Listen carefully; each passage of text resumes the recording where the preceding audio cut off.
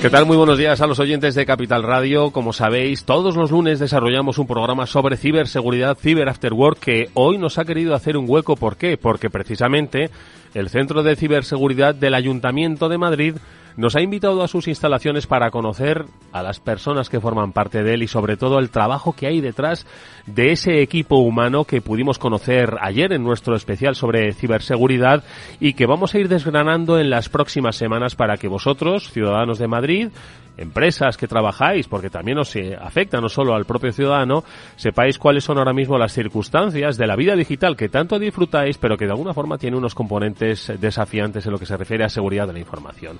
En nuestro recorrido por las diferentes actividades del CCMAD, del Centro de Ciberseguridad del Ayuntamiento de Madrid, vamos a conocer la relativa al Centro de Operaciones.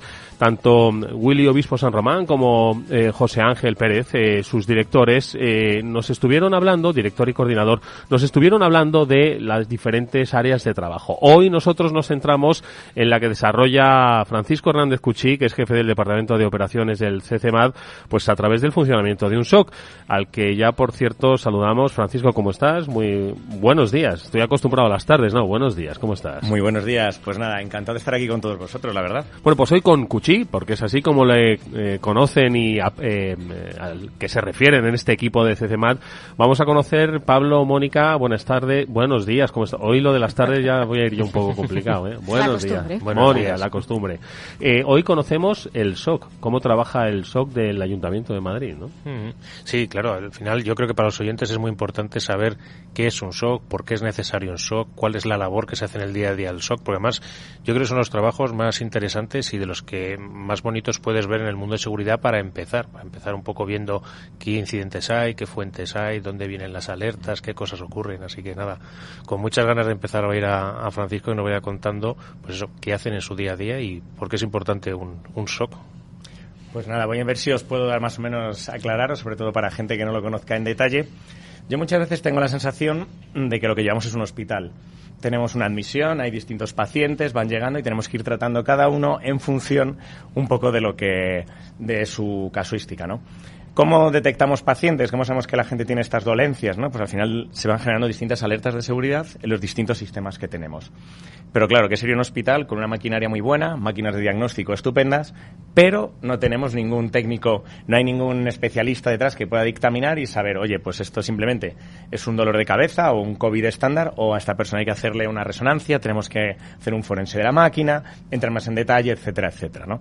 Entonces, para protegernos de las infecciones, entre comillas, que nos llegan desde fuera, pues esa es nuestra operativa del SOC. Es un conjunto, digamos, de capacidades técnicas y de capacidades humanas. Y como buen hospital, no cerramos por las noches.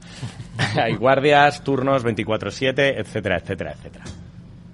Y en este sentido, Cuchí, ¿cómo es el día a día en el SOC del Ayuntamiento de Madrid, el Centro de Ciberseguridad? Nos estaba contando, José Ángel nos contó ayer que recibís unos 25.000 eventos de ciberseguridad diarios. Porque escucha, eventos, yo es que no se lo quise preguntar a José Ángel, pero cuando hablamos de eventos estamos hablando de incidentes, no, de intentos. De intentos de... Pero bueno, que nos lo cuente Cuchí mucho mejor. Lo va a explicar mejor que nosotros. Sí, os voy a dar ahí unos numerillos que a lo mejor, ¿no? Que ese evento sería una bonita discusión filosófica para tomar con una pipa a lo mejor y estar debatiendo, pero lo que nosotros denominamos evento, porque al final yo creo que las taxonomías son importantes y llamar a las cosas por su nombre ayuda a que sepamos de lo que estamos hablando, es cualquier log o actuación que nuestros sistemas que están detectando registran, ¿no? Pues por ejemplo, un acceso de una identidad, un fichero modificado, adhesión de un usuario a un grupo en el directorio, lo que sea. Estos eventos se están preprocesando por toda la parte de forma automática, porque todavía no he encontrado ningún ser humano que vea líneas de logs y me saque alertas, y a partir de esos eventos pues se van generando distintas alertas que deben ser revisadas, ¿no? No sé si os lo ha comentado José Ángel antes o no, pero más o menos esto es como lo del lavado a mano y a máquina, ¿no? Pues más o menos a máquina lavamos todos esos 20.000, 25.000 eventos, y a mano acabamos procesando como unos 1.200, 1.300 al mes, ¿vale? En lo que alguien tiene que analizarlo, ver, coger un poco el triaje clínico de este evento, decidir o ir escalando en función de la severidad que vaya viendo pues de la alerta que haya detectado.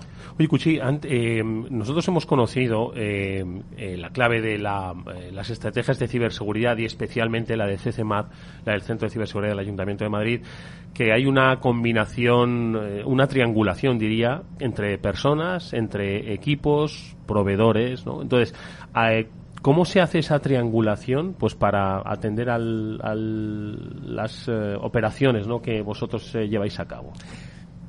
Nada, alguna vez, me parece una pregunta muy buena, alguna vez la gente nos han preguntado, CC en alguno de estos, ¿cuántos sois en la parte de operaciones, no? Y sin entrar en detalles sí que os diré que no somos suficientes, o sea que si alguien está interesado en venir, que se ponga en contacto con nosotros, pero tenemos que tirar de mano externa también, ¿no? Pues al final poder conseguir mantener estas urgencias por la noche, etcétera. Entonces, yo creo que hay un componente humano y es una de las partes que me gustan del CCMAT, que el trabajo es un entorno agradable dentro de la dureza que puede ser estar viendo logs o alertas, que puede ser algo muy tedioso y repetitivo, y a partir de ahí una buena relación con el proveedor, sobre todo con las capas de gestión y los niveles responsables de los equipos de atención de alertas, para ir depurando poco a poco la manera en la que nos vamos comunicando, porque al final ellos se acaban haciendo como de primera barrera y luego nosotros acabamos viendo otro tipo de casos o dictaminando y evolucionando y mejorando los procesos. ¿Cómo de importante es? Porque, claro, has hablado de ese primer nivel que hacen el proveedor, luego vosotros un segundo nivel. ¿Cómo de importante es conocer tu casa para ver este tipo de incidentes y verle esa severidad? Pero eso es una casa muy grande. Es decir, estamos hablando de una megaciudad como es Madrid, los servicios que tiene. Seguro que lo habéis oído, ¿no? El segundo municipio más grande de Europa.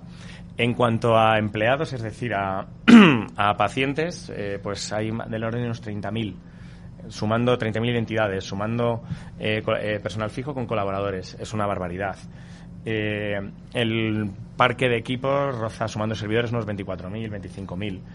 Entonces es complicado, ¿no? Yo recuerdo de mis primeros incidentes de seguridad, cuando estaba en otro sitio, fue la vulnerabilidad Struts, seguro que os suena, ¿no? ¿Qué aplicaciones tuyas en tu casa utilizan esa librería? Esa pregunta es fácil de hacer, pero es difícil de responder, ¿no?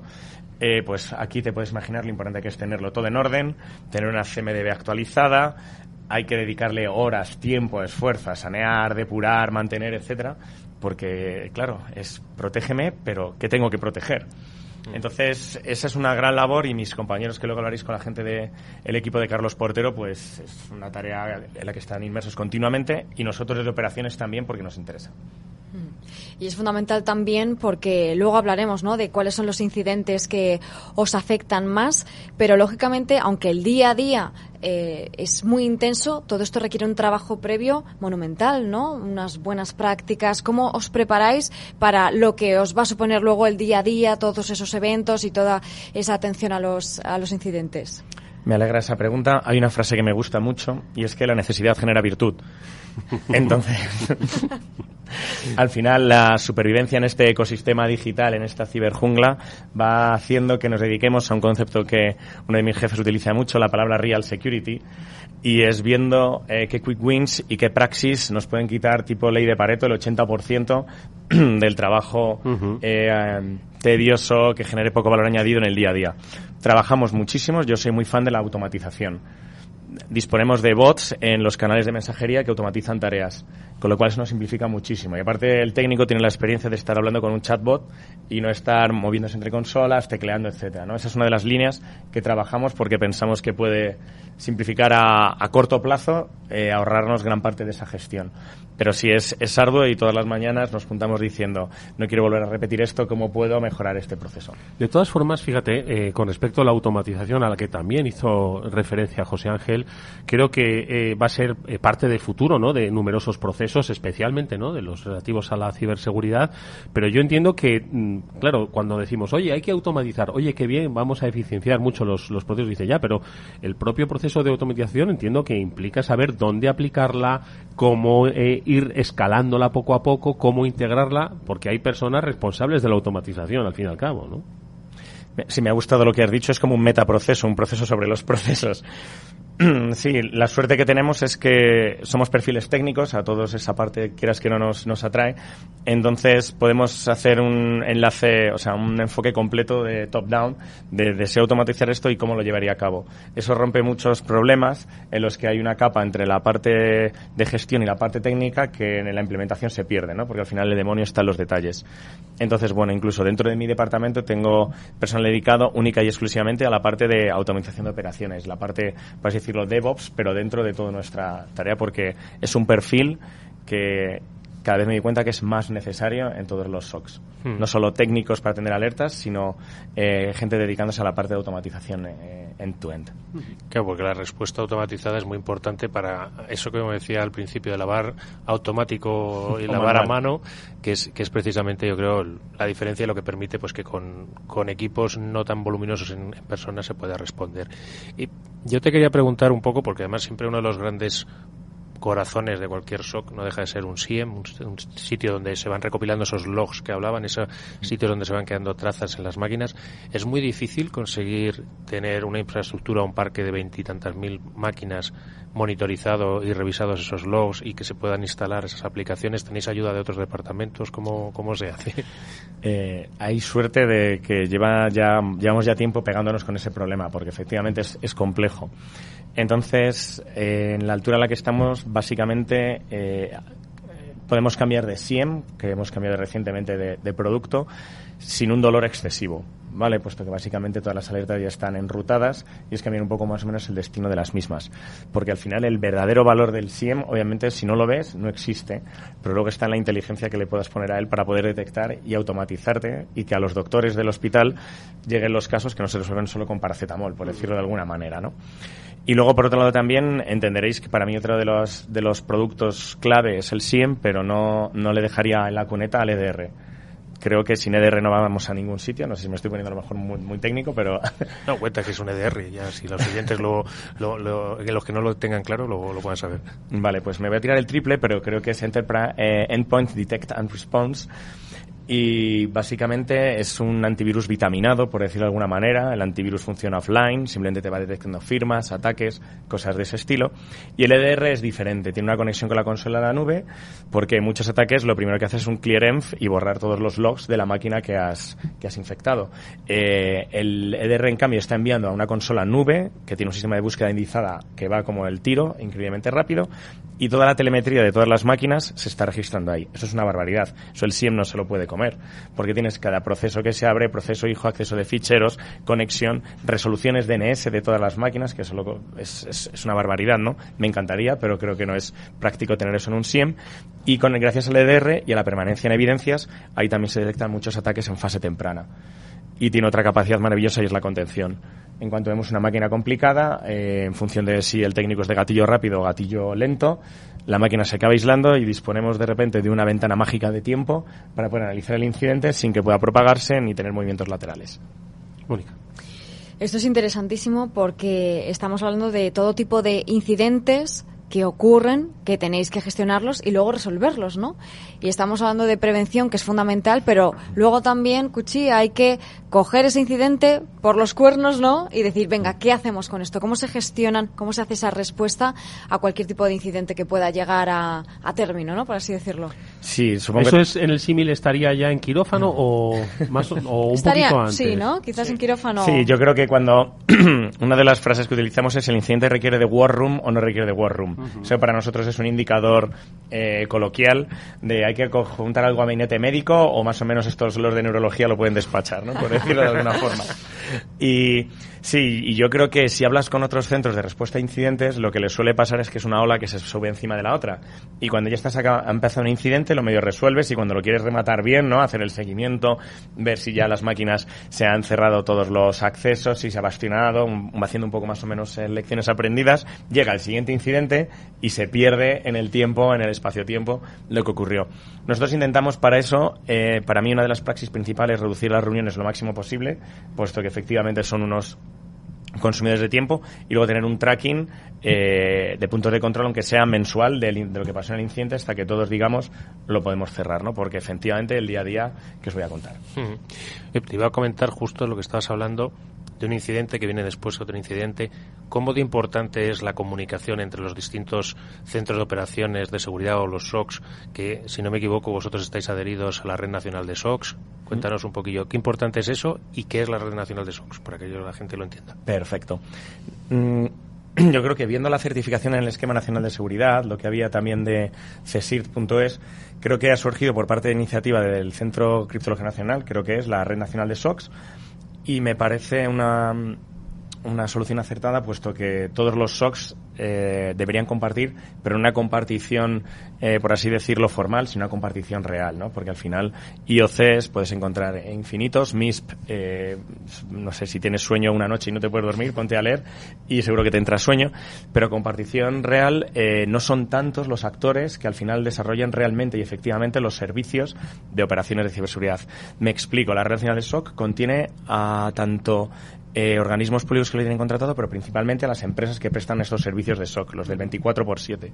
De tal manera que hay unos requisitos para adherirse, pero hay una comunicación más fluida entre ellas.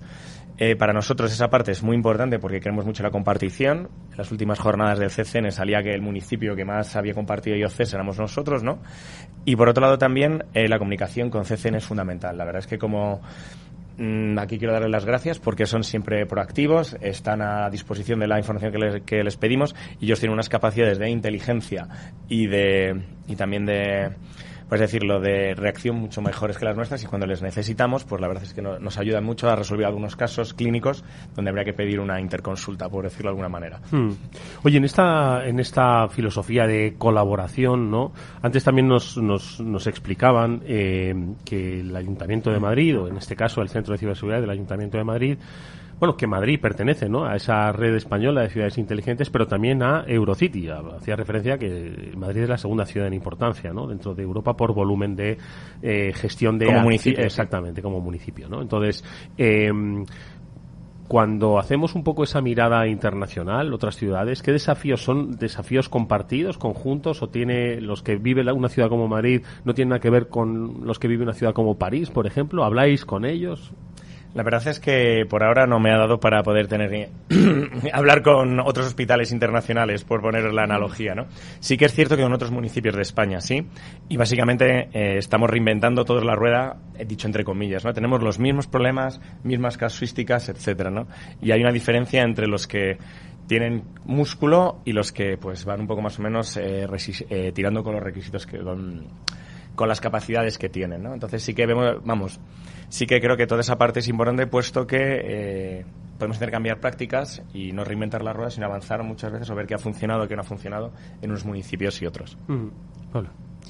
No, la verdad es que es muy interesante esta parte de compartición de información entre municipios, como al final los casos, si nos vemos a las noticias, al final siempre ves el caso de este ataque de ransom que le ha afectado a este ayuntamiento, a esta otra organización, y al final yo creo que muchas veces la vía o la forma de entrar es bastante similar, y yo creo que ahí esa parte es muy, muy importante. Yo quería hacerte más una pregunta encaminada a cuál es el incidente de todos estos que puedan ocurrir que jamás te gustaría ver en la consola. ¿Cuál es el que dices, como lo vea, no duermo esta noche, ni mañana, ni pasado? Pero escucha, añado yo pregunta a la pregunta que te ha hecho Pablo. Porque claro, hay que diferenciar entre incidentes a grandes corporaciones, a industria crítica. Yo creo que el Ayuntamiento de Madrid es... en el símil, ¿no?, que estamos utilizando, es industria crítica para los ciudadanos, ¿no? Entonces, ahí podemos distinguir entre lo que temería un ayuntamiento o lo que temería una empresa, o puede haber un ataque que pueda ser igual de nefasto para un ayuntamiento, para una empresa, para una organización. A ver, yo creo que en el contexto actual de guerra híbrida, lo que está ocurriendo más o menos también en distintos conflictos bélicos a lo largo del mundo, creo que la protección ciber de las infraestructuras críticas es esencial, ¿no? Puesto que en el caso de algún conflicto escalado, el caos al que puede llevar al país destinatario es considerable, ¿no? Yo creo que hay ejemplos en Ucrania donde se puede constatar. Entonces, aparte de eso, que pueda tener incluso un interés geopolítico, estratégico, militar, el incidente la pregunta que has hecho y el que no me gustaría ver nunca nunca es encontrarme ficheros cifrados en la cabina de backup. Es decir, tu cabina de backup ha sido cifrada porque para mí eso ya rozaría el jaque mate. Ya no te digo un domain admin, etcétera, pero ya quiere decir que la parte de restore la tienes complicada. Entonces, bueno, pues yo abogo mucho por un backup offline siempre. Básicamente que es la copia de seguridad y no la tengas en el mismo sitio donde han penetrado, ¿no? Exacto, siempre que tengas la copia la tengas replicada fuera de línea, que es lo que decía, para que, oye, pues si te atacan, lo malo si está en un CD fuera, en una cinta fuera, no la van a poder cifrar. Oye, Cuchi, eso es lo que reivindicas, ¿no? Y entiendo que hay también otras reivindicaciones en cuanto al aumento de la cultura de ciberseguridad, ya no solo de instituciones públicas, sino también de empresas, ¿no? Muchas de ellas, pues también a veces son, proveedoras de servicios al Ayuntamiento de Madrid. ¿Cómo crees que se debe incrementar esa mejora de los perímetros? Pues un poco concienciar de que ten un backup fuera del sitio de peligro. Es decir, ¿cómo podemos aumentar esa cultura de ciberseguridad? A mí me gusta mucho un meme que hay cuando siempre doy una charla, lo intento poner y tal, y es el de uno que sale Morfeo, el de Matrix, con las 2 pastillas, diciéndole, ¿qué pasaría si te digo que el mejor antivirus es tu cerebro? Entonces, muchas veces los cuñados recomiendan soluciones, aplicaciones, etcétera, pero vamos, a mí soy ingeniero, entonces me gusta todo estructurado y catalogado. Entonces, para mí la ciberseguridad son 3 pilares, tecnología, procedimientos y formación. Y humildemente creo que si estuviésemos más formados en ciber, lo pondríamos increíblemente complejo a los adversarios. Porque al final una cadena es igual de fuerte que todos los eslabones y el ser humano tenemos muchos hacks, sesgos cognitivos, llamadlo como queráis, que por ahí se aprovechan, la verdad. Mónica. El factor humano es fundamental, ¿no? Precisamente estuvimos hablando sobre la importancia de los perfiles, los diferentes perfiles, y la formación continua aquí es básica, ¿no? Es que no te puedes quedar atrás. También hablamos de la importancia de la inteligencia artificial. Ahora tenéis que introducir de alguna manera esta nueva evolución y revolución, ¿no? Eso es, y es un desafío completo y los adversarios ya la están utilizando, con lo cual no nos podemos quedar atrás. A la parte que hablamos de formación, me refiero no solo a la formación del personal de CCMAT, sino a la formación de todos los empleados públicos, de los ciudadanos, etcétera. Os podría decir que el 90% de incidentes suelen ocurrir por empezar en un error humano. Algún usuario que descarga algo que no debe, que hace algo que no debería, que confía en un enlace, y esos usuarios para nosotros son víctimas, no son negligentes, pero sí que es cierto que nadie lo conoce. Yo creo que tenéis en vuestra vida social millones de casos parecidos y esa parte vemos importante para bastionarla. Y al hilo de la pregunta de la inteligencia artificial, estamos trabajando para que en todos nuestros motores, igual que los adversarios la utilizan, en la parte de los ataques nosotros también poder empezar a correlar y poder conseguir procesar toda esta barbaridad de datos preprocesados vía IA, porque si no, el ayuntamiento tiene una división de inteligencia artificial y estamos trabajando con ellos para ello. Oye, pues yo creo que uno de los aspectos, ahora que estáis hablando de la formación, más importantes es precisamente la recapacitación permanente, ¿no? Y yo creo que podemos ver o podemos hacernos una idea de cómo ha evolucionado la ciberseguridad en los últimos años si te preguntamos, Cuchi, ¿cómo has evolucionado tú formativamente y de conocimiento en los últimos años? Porque desde aquel día en el que en la ¿cómo era? La agencia la oficina de patentes y marcas, ¿no? Que nos contabas fuera de micro, ¿no? Descubriste el mundo de la ciberseguridad, has ido aprendiendo, entiendo que mucha parte autodidacta, pero también has ido viendo precisamente cómo iba evolucionando esa ciberseguridad y tú mismo te ibas pues adaptando a esos desafíos, ¿no? ¿Cómo ha sido esa evolución tuya formativa? A ver. Buena pregunta. La verdad es que a todo el que esté interesado en trabajar en ciber, yo creo que como muchas cosas en la vida, lo importante es el deseo. Luego, a partir de ser una cosa, ya verás si se puede cumplir o no se puede cumplir, pero los que tengáis ese gusanillo, os invito a que no lo reprimáis y que simplemente lo verbalicéis, compañeros, etcétera. De repente puede surgir una posición en tu trabajo en la que puedas estar trabajando con ello. Y bueno, aparte de la formación que hay de distinta calidad y distintos estilos, y bueno, yo creo que todos conocemos el mundo, en la Administración Española, el Centro de Criptología Nacional, se esfuerza en dar una formación de calidad, que yo la verdad es que es de los mejores cursos que he recibido. También es cierto que existen algunas otras iniciativas. Para mí, por ejemplo, RootedCon es un must, ¿vale? Dentro de la parte de conocimiento de ciber. y algunos de los Root Labs también han estado muy bien. Y otra de la parte que es fundamental, yo lo veo, y es triste las analogías con los conflictos bélicos, pero es así. No es lo mismo en los que hay actualmente tropas veteranas que tropas que llegan recién al frente. Entonces, una experiencia, haber tenido y gestionado varios incidentes de severidad de quirófano alta, acaban dándote una experiencia y pues igual que a los doctores, un olfato que sabes qué es lo que funciona y qué es lo que puede ser a lo mejor básicamente humo, ¿no? Entonces, y básicamente el que desee trabajar en esto, una vez que estés en una posición de ciberseguridad, la propia vida te va a ir llevando a experiencias, vas ganando expertise y posiblemente, pues incluso en tu currículum, cada vez vaya siendo más interesante. ¿Pero se parece a algo lo que viste entonces en la Oficina de Patentes y Marcas a lo que ves hoy desde el Ayuntamiento de Madrid? ¿Ese escenario de ciberseguridad? A ver, yo creo que ahora mismo posiblemente el nivel de las amenazas se ha multiplicado por 10 o por 50, puesto que cada vez atacar es muchísimo más fácil, muchísimo más barato, muchísimo más automatizado. La red oscura te ofrece unos servicios as a service que no habían antes. Entonces, antes era todo a mano y ahora básicamente puedes contratar todos los stealers como servicio. Básicamente, si quiero una cookie ya no tengo que buscarme la vida de un objetivo. Entonces, yo creo que se ha profesionalizado mucho más a ambos lados, ¿no? Sí que creo que... Y otra cosa que yo valoro muchísimo también, si cuando estás trabajando no tienes que vender cada vez menos la ciberseguridad a los superiores, porque ya casi todos han vivido un incidente. Mientras que hace 10 años hay que invertir en ciber, esto no puede ocurrir, etcétera, etcétera. Decían, bueno, lo llevamos siempre haciendo así, etcétera. Pero ya casi todo el mundo, por así decirlo, tiene alguna cicatriz. Muy, muy significativo esto que nos cuenta Cuchi. Última pregunta, Pablo. Totalmente. Además, yo le iba a preguntar precisamente esto que decía antes, de que antes tenías que vender la seguridad, etcétera. ¿Cómo le tendrías que decir a alguien, por ejemplo, a alguien que tenga una empresa que todavía no tenga SOC, cuáles son los beneficios que le va a aportar? O sea, ¿cómo le venderías ese SOC? Que ahora ya no es tan necesario hacerlo porque ya la gente ha sufrido incidentes, pero si todavía hubiera una empresa que no tuviera un SOC, ¿qué beneficios crees que aporta un SOC a la seguridad de una organización? Tener vacaciones tranquilas. Es muy importante. Si quiere estar tranquilo. Yo veo no sé si os ha pasado a vosotros, pero yo no puse el arma en mi casa hasta que no me robaron. Porque al final la seguridad, me lo decía una vez un técnico muy majo, es una sensación. Puedes inventarte las métricas que quieras, pero es un feeling. Y entonces, hasta que no te pasa, esa sensación no se desenmascara y ves que efectivamente hay gente mala que puede hacer pupa y hasta qué niveles de pupa es capaz de llegar, ¿no? Y hasta los rescates de $10 millones que te pueden pedir por tu empresa. Si eres una pyme pequeña, si eres algo que tu negocio no se pueda permitir pagar un rescate si pierde todos sus datos, creo que deberías evaluar disponer de un SOC. Hay distintos precios, distintos flavors, eso ya se lo dejo a cada uno. Pero vamos, creo que es una herramienta fundamental.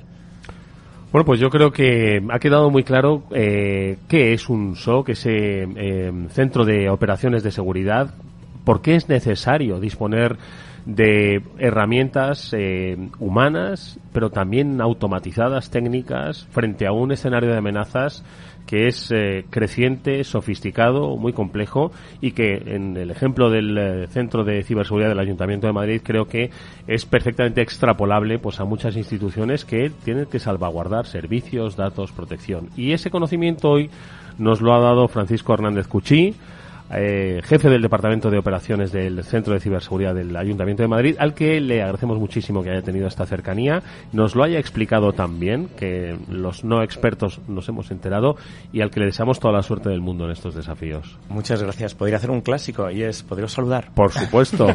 Pues me gustaría saludar primero a mi familia, luego a todos los compañeros con los que he trabajado y especialmente dar las gracias a vosotros tres, porque creo que hacéis una labor fundamental también de concienciación en la sociedad, dándole horas y tiempo a la ciberseguridad. Bueno, pues ahí queda ese saludo al que nos sumamos, ojo, porque creo que familia y amigos son esenciales para el buen desempeño y más en materia tan sensible como es la ciberseguridad. Cuchi, gracias, enhorabuena. A vosotros. Pablo, Mónica, nos vemos en el próximo.